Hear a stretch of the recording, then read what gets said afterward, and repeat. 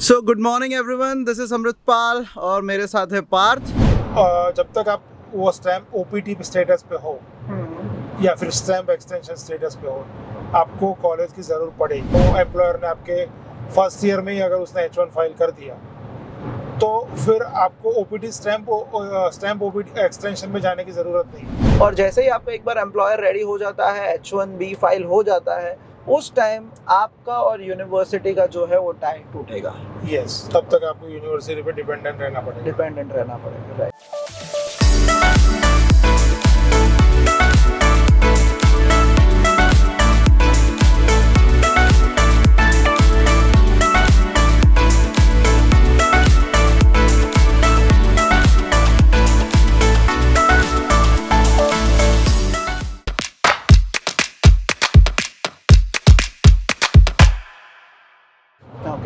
सो आपका अभी सब कुछ हो गया, आपका एम्प्लॉयमेंट हो गया, सब कुछ हो गया। फिर आपने H1B वीज़ा जो है, आपका यूनिवर्सिटी और कॉलेज का सीन आपकी लाइफ से कब निकलेगा? जब भी आपका H1B अप्रूव हो जाएगा। यस, जो यूनिवर्सिटी के साथ आपका टाई अप तब तक रहेगा जब तक आप ओपीटी स्टेटस में हो। ओपीटी के बाद you apply for stamp OPT.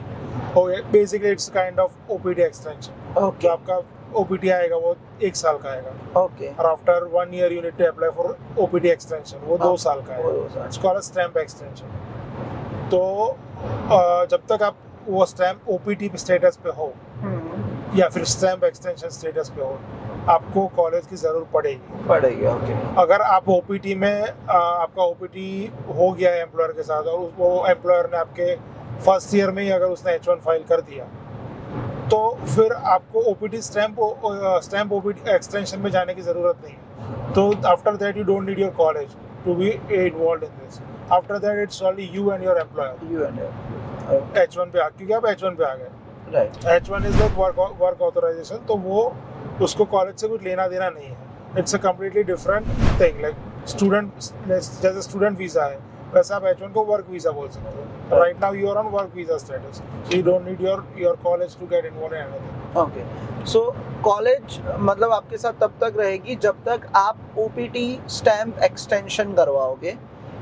आपने पहला तो आपको ओपीटी मिलेगा, that will be for 1 year, right. उस मतलब जो 1 ईयर का मिलेगा, उसके बाद अगर उसी 1 ईयर में आपका एम्प्लॉयर H1B फाइल कर देता है, राइट, तो कोई प्रॉब्लम नहीं है।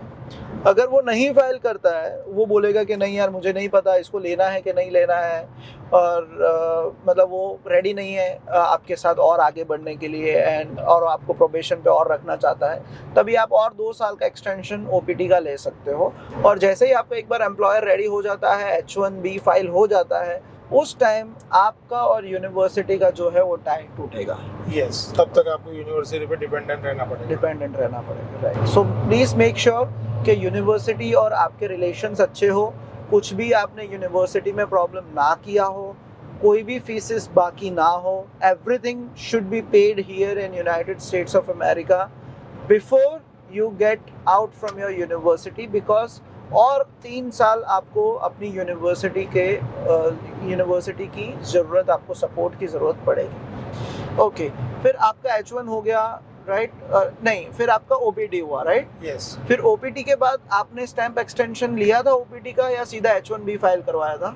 नहीं, मैंने स्टैम्प एक्सटेंशन मुझे लेना पड़ा था क्योंकि H1 क्या है कि you can only apply in March. Okay, so यानी मेरे टाइम पे वैसा था, you need to apply actually in April.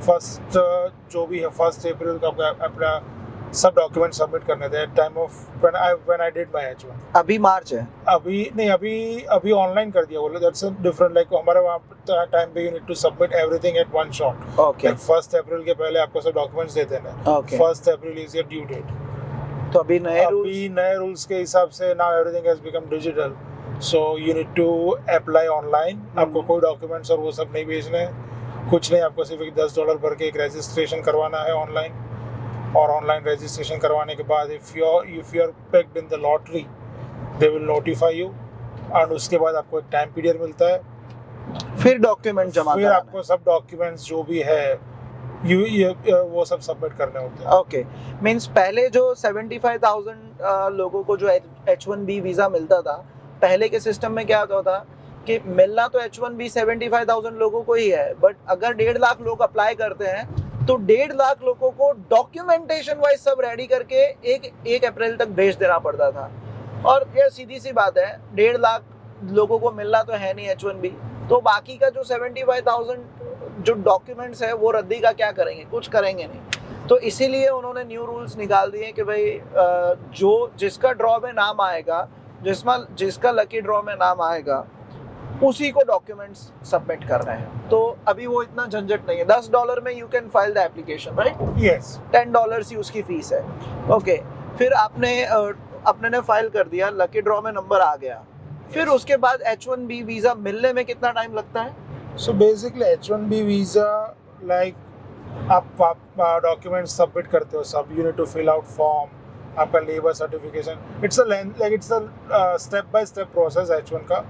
You first apply for your certification, like वो लेबर डिपार्टमेंट में जाता है, so you apply for your labor certificate, वो सर्टिफाइड होने के आएगा आपका, it normally takes like 3 to 4 days।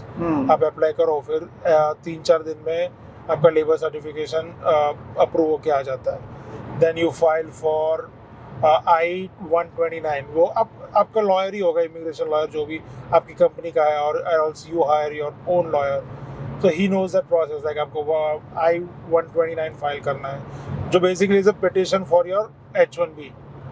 सो वो अप्लाई करने के बाद you will get a receipt, और रिसीट मिलेगी आपके, उसके ऊपर वहाँ एक रिसीट आईडी होगा, उसको आप ट्रैक कर सकते हो कि भाई आपका स्टेटस क्या है, अभी कहाँ तक आपका, how much you are progressing in your, like आपका वो लोग कभी रिव्यू किया है कि नहीं किया है, अप्रूव हुआ है कि नहीं हुआ है। सो बेसिकली वो आप वो आईडी नंबर से ट्रैक कर सकते हो आपका जो भी आपका स्टेटस है उस टाइम पे।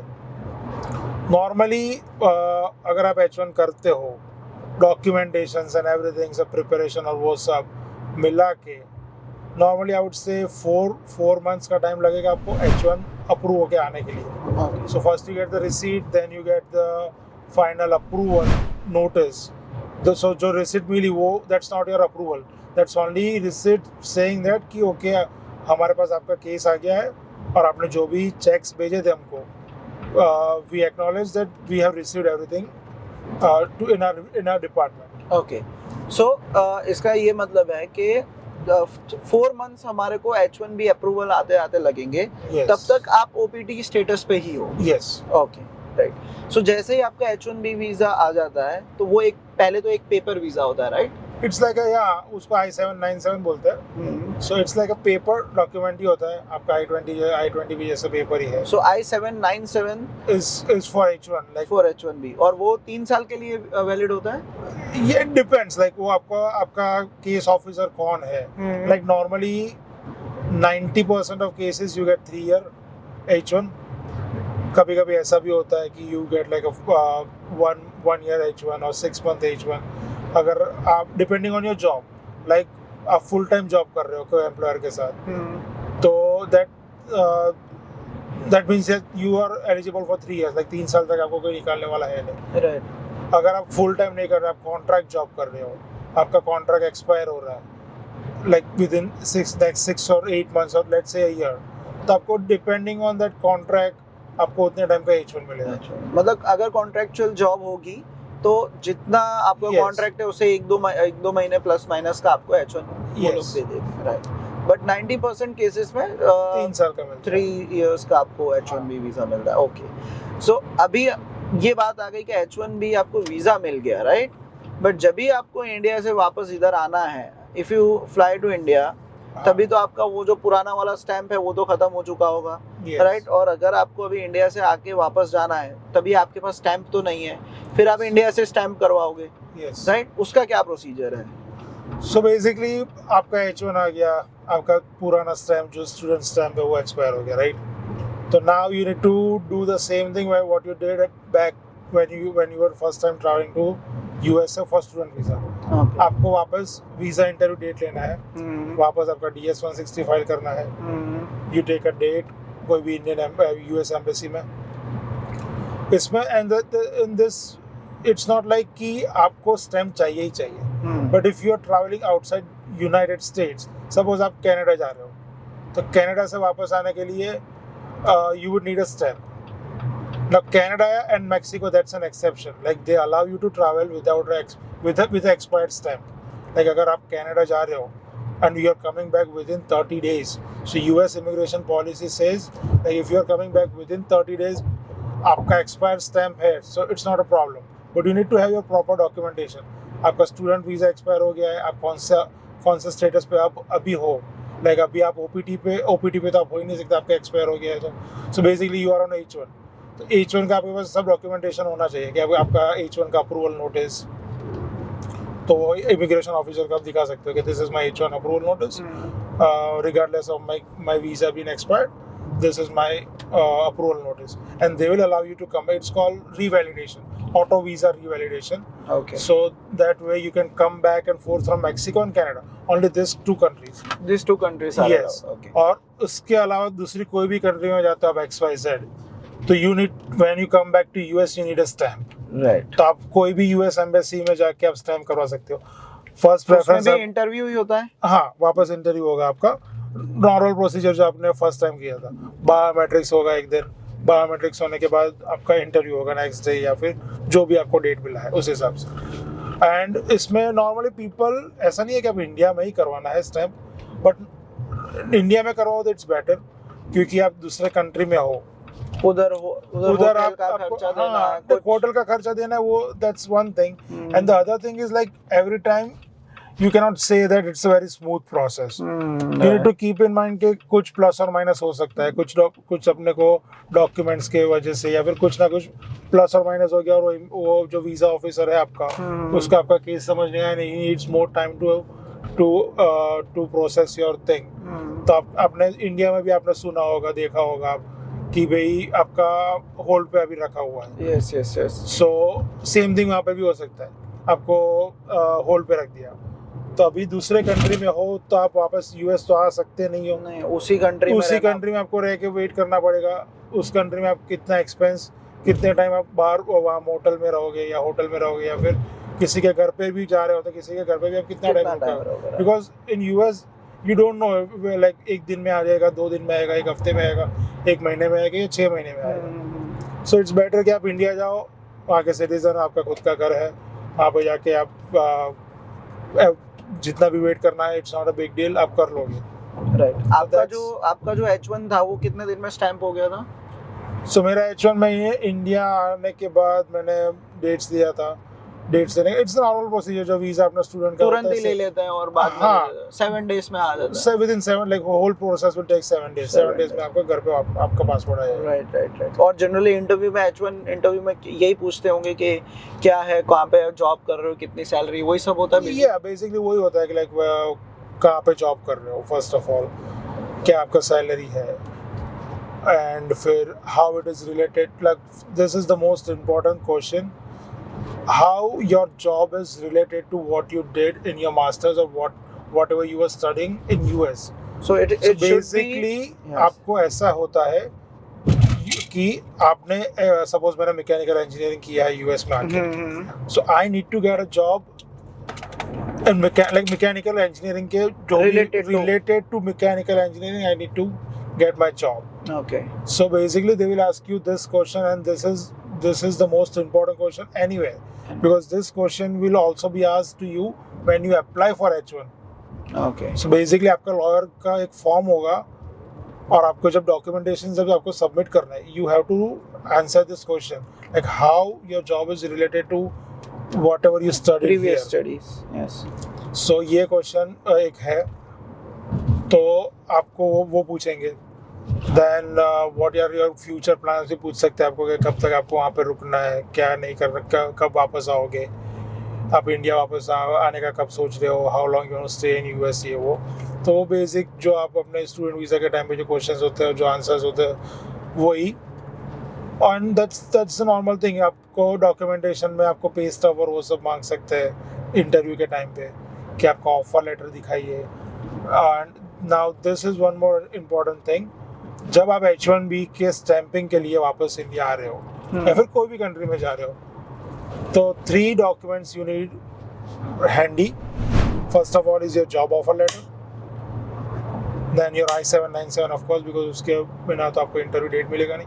I-797 हो गया, एक आपका जॉब ऑफर लेटर हो गया, एक एम्प्लॉयर वेरिफिकेशन लेटर होता है। Now everyone is confused between offer letter, job offer letter and employer verification letter. Basically it's the same thing, but employer verification letter में बस इतना ही होता है कि आपको जॉब से छुट्टी मिल रही है। सो यू बेसिकली हैव वही होगा और जो नॉर्मल ऑफर लेटर में होता है कि भैया हाँ ये बंदा मेरे वहाँ पे काम कर रहा है, XYZ पोजीशन पे काम कर रहा है और उसका XYZ सैलरी है। ओके, सो वो हो गया आपका offer letter. Employment verification letter में होगा कि भाई वो का वही चीज़ कि ये बंदा इधर जॉब कर रहा है, ये पोजीशन है, ये उसका सैलरी है, and right now is travelling to this, and to whomsoever it may concern, please allow him to come back. So, NOC type, yeah. Yeah, okay, this Mr. Parth Patel is Yes. traveling to India for this dates, and he will be back to work on this date Yes. here in United States of America.